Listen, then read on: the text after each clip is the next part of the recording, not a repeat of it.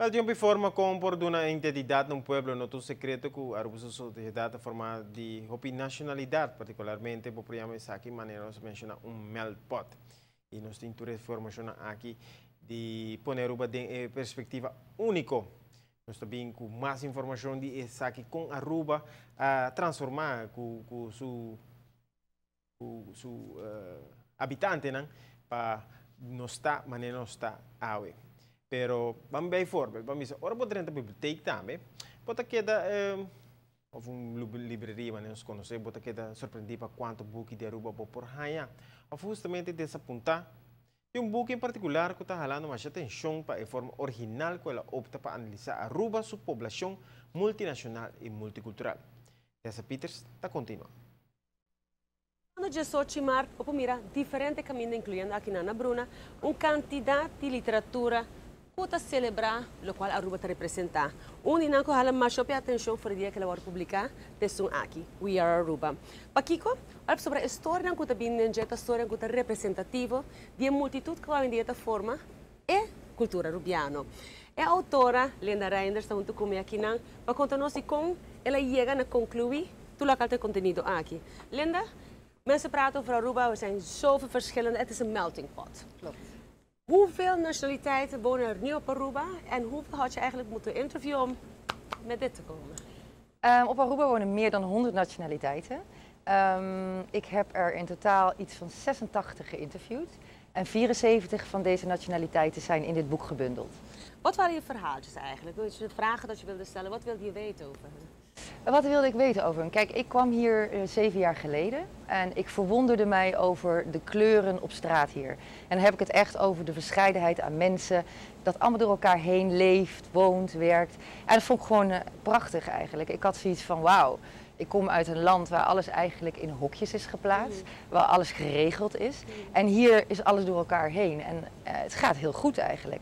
Dus ik was nieuwsgierig naar al die verschillende nationaliteiten. Ik wilde graag weten van, goh, hoe komen ze hier, wat is eigenlijk hun verhaal? En ik werkte bij de Amigo, nog steeds, als journalist. En ik dacht, het zou heel leuk zijn om elke week even een nationaliteit te belichten. En zo ontstond de rubriek Aruba Cocktail.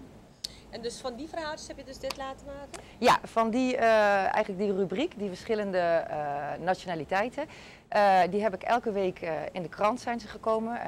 De interviews die zijn gebundeld in dit boek.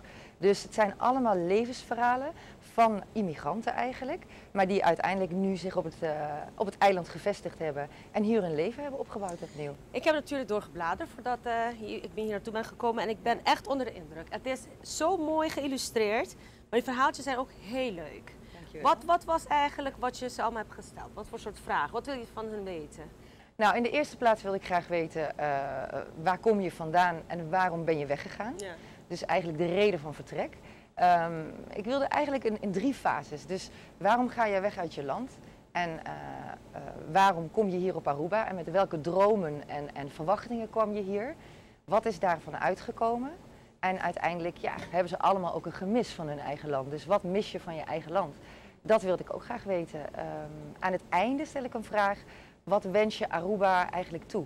Wat zou je, dat kan goed zijn, het kunnen dingen zijn die verbeterd moeten worden. Dus daar zitten ook wel interessante conclusies in eigenlijk. Wat ik gewoon heel erg, de vormgeving die echt prachtig gedaan is. Wat ik heel belangrijk vond daarvan is dat je ziet, als je het boek openmaakt, dat je dus de meneer of mevrouw ziet die het verhaal vertelt. Ja. Dus dan krijg je gelijk een soort persoonlijke binding. Je ziet waar ze vandaan komen, dus er is een wereldkaart. En het land is daarin uitgelicht in een kleur. Maar wat ik ook belangrijk vond is voor jongeren, dat ze gewoon weten van, goh, oké, dus die persoon komt daar vandaan, daar ligt het land. En er staat ook steeds een stukje in, bijvoorbeeld bij de vraag wat mis je uit je land, staat er steeds een stukje in over het land. Waardoor dus ook kinderen leren van, oh, dat is dus typisch voor dat land eigenlijk. Dus ze spelen hier op straat en op scholen natuurlijk heel veel met verschillende culturen. De multicultuur hier is op school al te zien. Maar wat weet je eigenlijk van je vriendje die uit Venezuela komt of uit China komt? En Linda, het vliegt uit de winkels. Had je dat ook verwacht of was het een beetje een verrassing? Ja, het was een verrassing. Ja, ik moet wel zeggen, het was altijd mijn droom om een boek te schrijven. En ik wilde ook heel graag een boek over multicultuur schrijven, omdat ik daar zelf heel erg in geloof. Het kwam natuurlijk op de markt in een tijd dat Europa geteisterd wordt door immigrantenstromen. Dus ik had zoiets, eigenlijk is dit juist de goede timing. Want ik hoopte eigenlijk dat het een soort tegenlicht gaf aan de negativiteit die daar eigenlijk ontstond. Versões na holandês e inglês está agora obtenível riba mercado. Nós toma tempo para conversar com a pareja na utiliza como sujeto para o book em questão, para mirar através de Nawowo, para que a Aruba Tabata e país escolhi.